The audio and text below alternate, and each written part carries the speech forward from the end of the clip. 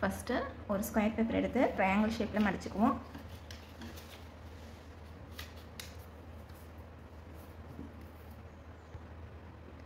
இப்போ இந்த ஷேப்பை திருப்பியும் இன்னொரு தடவை ஆப்போசிட் சைடு மடிப்போம்.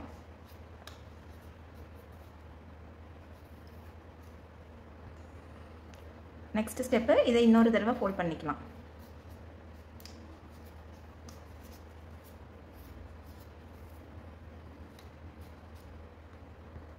இப்போ டோட்டல் 3 ஃபோல்டு பண்ணியிருக்கோம். 1 2 ஃபஸ்ட்டு ஃபோல்டு இது, சாரி ஃபஸ்ட்டு ஃபோல்டு இது 1 2 3 டோட்டல் 3 ஃபோல்டு பண்ணியிருக்கோம். இப்போ திருப்பியும் ஓப்பன் பண்ணிவிட்டு ஆப்போசிட்டில் அதே போல் ஃபோல்ட் பண்ணுவோம். அதே மாதிரி 3 டைம்ஸ்.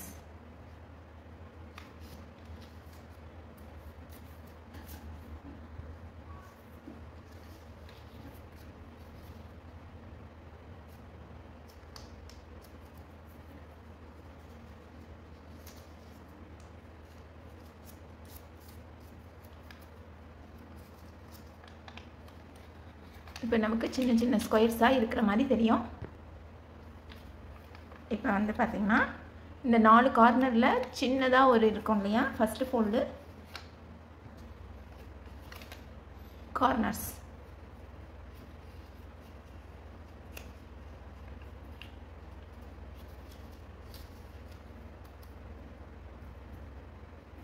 நல்லா க்ரீஸ் பண்ணி விட்டுருங்க எல்லா கார்னரையுமே, அப்போ தான் நமக்கு அழகாக இருக்கும்.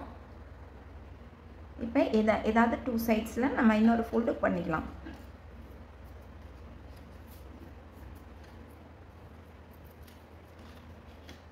அவ்வளோதான், நமக்கு பைனாப்பிள் ஷேப் இந்த அவுட்டர் ஷேப் கிடச்சிருச்சு. அடுத்து என்ன சைஸில் எல்லோ எடுத்தோமோ அதே சைஸில் நான் க்ரீனும் எடுத்திருக்கேன். இப்போ லீஃப் பண்ணிக்கலாம். இதை நான் வந்து ட்ரையாங்கிள் ஷேப்பில் ஃபோல்ட் பண்ணிக்கிறேன்.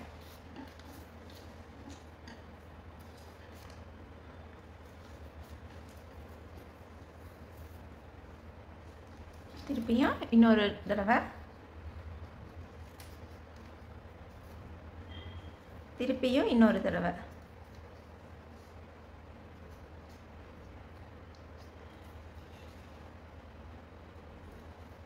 நல்லா ஃபோல்ட் பண்ணிட்டு நல்லா அப்படி க்ரீஸ் பண்ணி விட்டுக்கலாம்.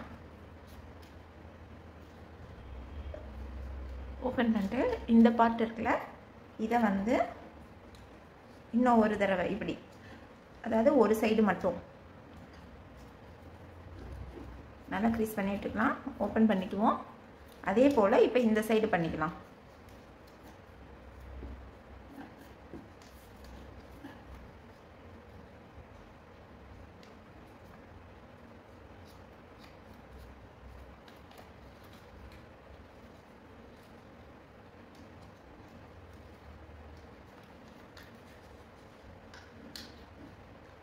இந்த சென்டரில் இருக்கும். இப்போ இந்த இடத்துல வந்துட்டு நம்ம ஃபஸ்ட்டு வி ஷேப் அப்படி ஹோல்ட் பண்ணிட்டு இங்கே ஒரு நடுவாண்டு மிட்டில் ஒரு வி ஷேப் இருக்கும். அந்த இடத்துல சென்டர் பண்ணோன்னா நமக்கு இது இப்படி பிரியும். அதே போல் இந்த சைடும்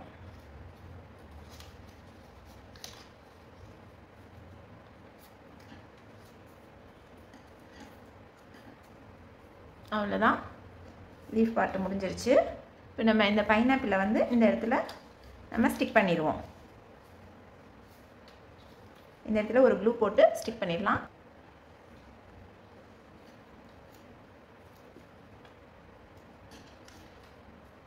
நான் பிரிஞ்சு வராத இருக்கிறதுக்காக க்ளூ போடுறேன். நமக்கு அப்படியே ஷேப் ஹோல்டில் இருக்கும்.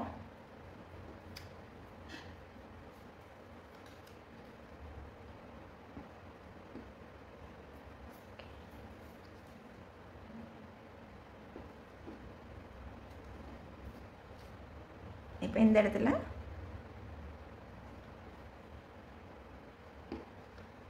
இந்த லீவ்ஸை வந்து ஃப்ரண்ட் சைடு அந்த சைடு வர மாதிரி வச்சு